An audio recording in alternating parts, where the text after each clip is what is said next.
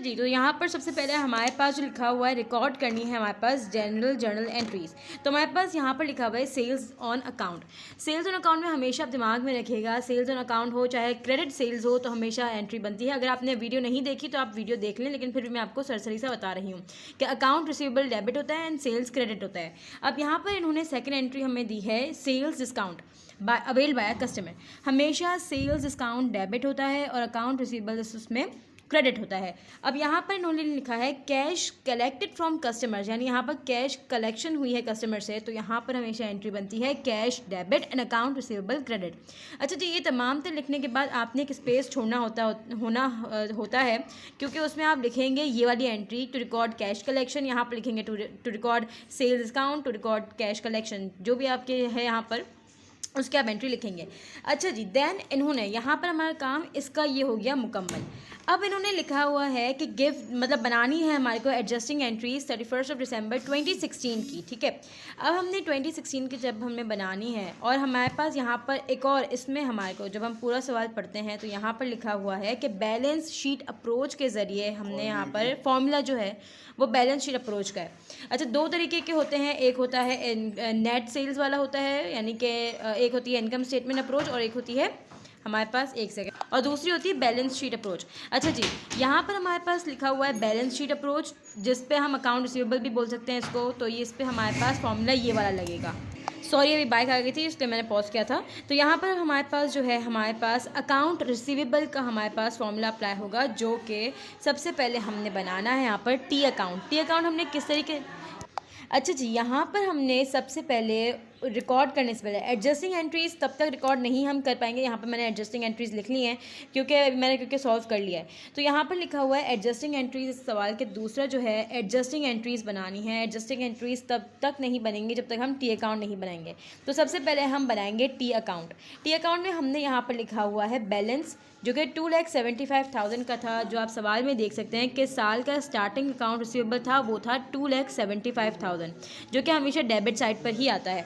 ये हिस्सा डेबिट कहलाता है, ये हिस्सा क्रेडिट कहलाता है। अब हमने क्या किया, बैलेंसेस पे हमने सबसे पहले ये वाला लिख दिया। अब हमने अपनी अकाउंट जनरल जर्नल देखा, यहाँ तक देखेंगे हम, अभी आप इसको छोड़ दें, यहाँ तक देखेंगे। सबसे पहला जो है हमारे पास अकाउंट रिसीवेबल हमने यहाँ पर डेबिट साइड पे, जो डेबिट साइड पे उसको डेबिट साइड पे लिखेंगे और जो क्रेडिट साइड पे आया हुआ है उसको हम क्रेडिट साइड पे लिखेंगे। अब हमने इनको ऐड किया तो इसका हमारे पास जो आंसर आ रहा है वो 875,000।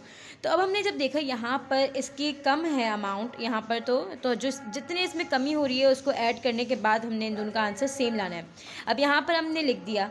अब हमने इसका ये हमारा टी अकाउंट मुकम्मल हो गया। दैन फिर अब इसका जो फॉर्मूला था, ये जो आपका जो था ना सवाल कि the company follows the balance sheet approach, तो अब बैलेंस शीट अप्रोच के ज़रिए अब हम इसकी एडजस्टिंग एंट्रीज़ बनाएंगे।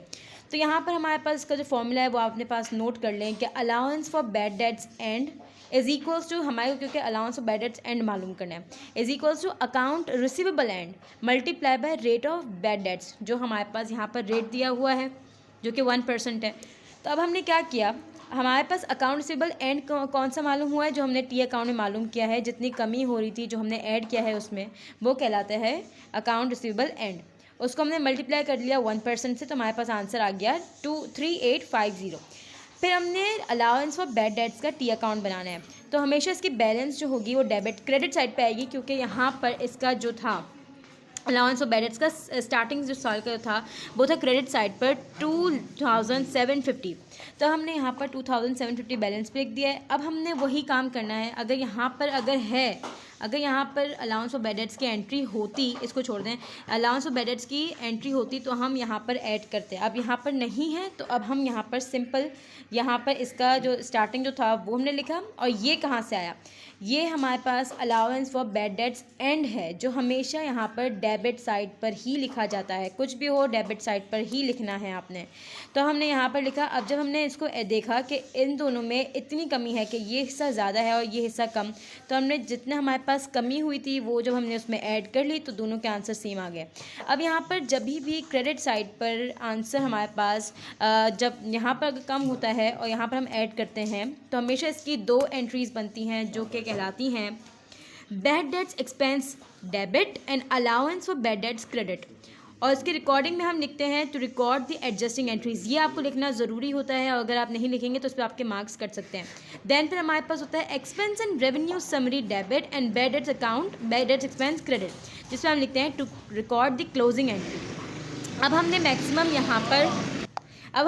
मैक्सिमम हमने क्या काम कर लिया, हमने ये भी बना ली, जनरल एंट्रीज बना ली, एडजस्टिंग एंट्रीज भी बना ली, हमने यहाँ पर दोनों के टी अकाउंट भी बना लिए। टी अकाउंट के बगैर एडजस्टिंग एंट्रीज नहीं बन सकती थी, तो हमने यहाँ पर टी अकाउंट भी हमारा बन गया। अब जस्ट हमारा बाकी है पार्शियल बैलेंस शीट, जो कि बहुत ही ज़्यादा इजी पीजी है, तो हम चलते हैं उसकी तरफ।